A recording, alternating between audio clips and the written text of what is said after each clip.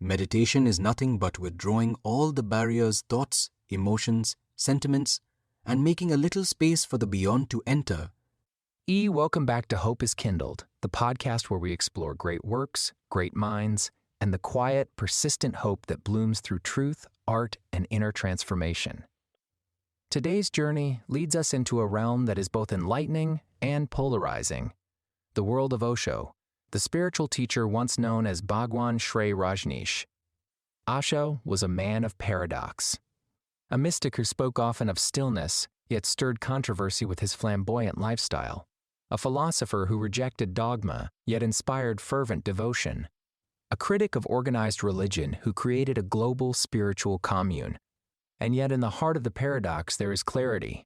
This episode is not an endorsement of every action, every ideology, or every historical chapter of Osho's life. It is instead an invitation to examine the wisdom beneath the waves, to see what lessons emerge from the mess, and to ask, is there hope in this? Is there truth? Born Chandra Mohan Jain in Kuchwada, India in 1931, Osho was a precocious child who showed early signs of brilliance and rebellion. He was known for challenging his teachers, exploring meditation from an early age, and questioning tradition. After earning a degree in philosophy and briefly teaching at the University of Jabalpur, he began speaking publicly about spirituality, love, freedom, and inner revolution. By the 1970s, Osho had attracted thousands of followers from around the world.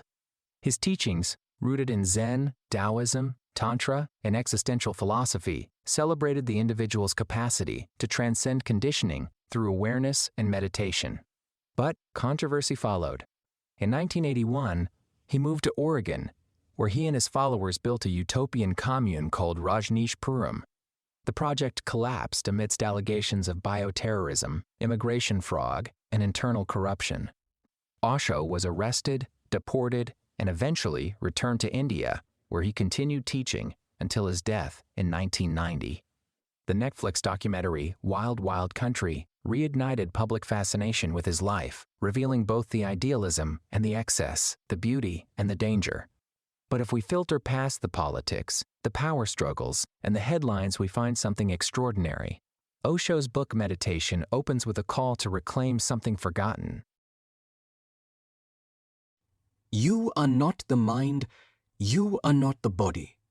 You are the witness pure consciousness. He warns us that we have become obsessed with doing, achievement, and productivity.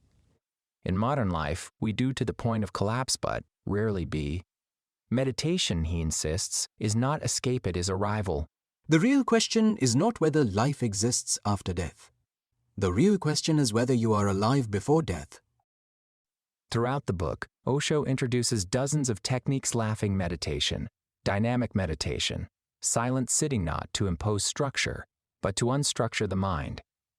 His goal is not to give you rules. His goal is to give you space.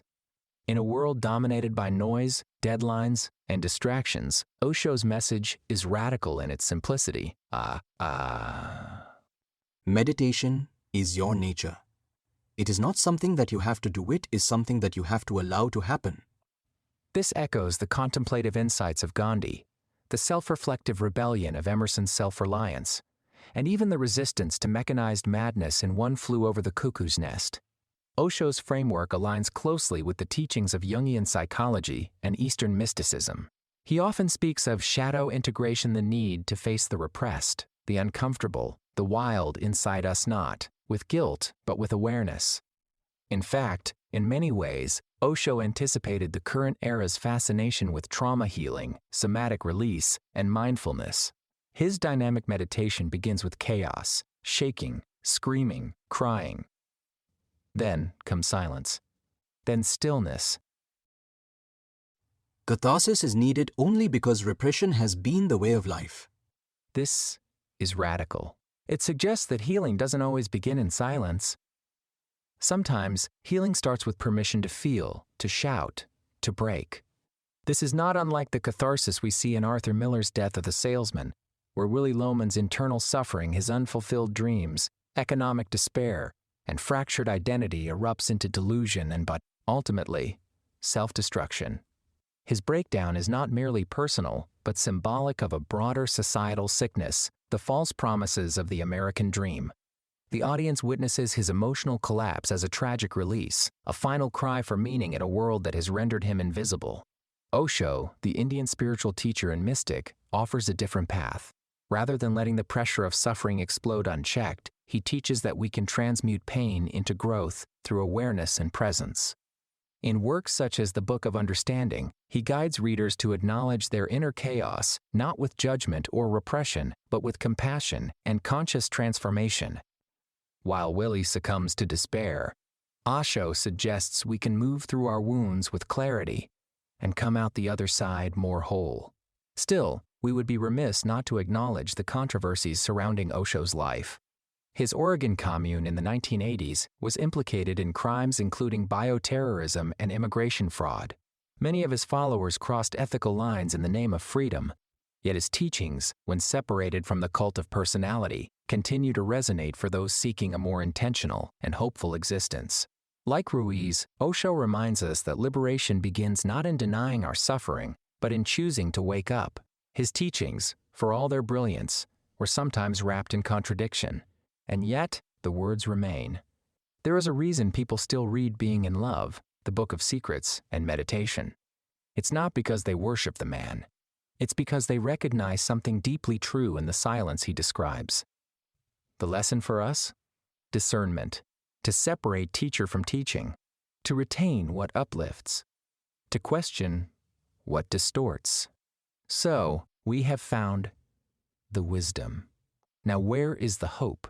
Hope lives in the breath between thoughts, in the space before reaction, in the pause that meditation makes possible.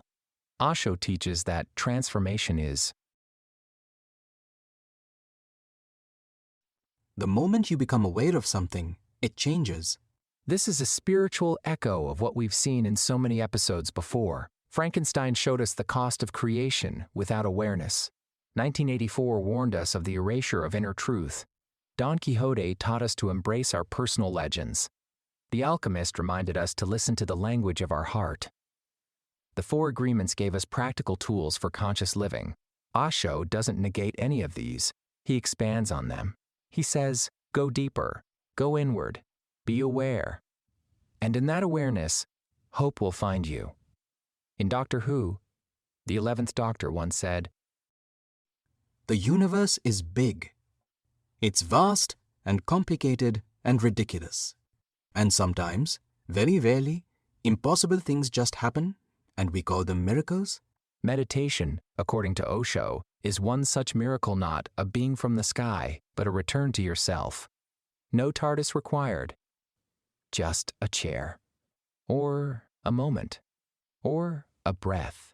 Like Miguel Ruiz, author of the Four Agreements, Osho believed that much of our suffering stems from conditioning programs we've inherited from society, religion, and fear. His writings invite us to watch our minds with loving detachment, to laugh more, to live more playfully, and to stop postponing joy. For those seeking a hopeful path, Osho offers a mirror sometimes stark, often provocative, but always calling us back to the power of this moment. His teachings align naturally with the Four Agreements, forming a bridge from ancient insight to modern liberation. Osho remains a lightning rod, but like many flawed mystics, like Rumi, like Krishnamurti, like even Dostoevsky, he leaves behind a trail of thought worth following. Only one thing is going to remain with you. That is your witnessing, that is your watchfulness. This is your true being. So let us walk this path carefully and courageously. Let us sit in stillness, not to escape the world, but to meet it with eyes open, spirit-centered, and heart unafraid. Thank you for joining me today on Hope is Kindled. Good journey.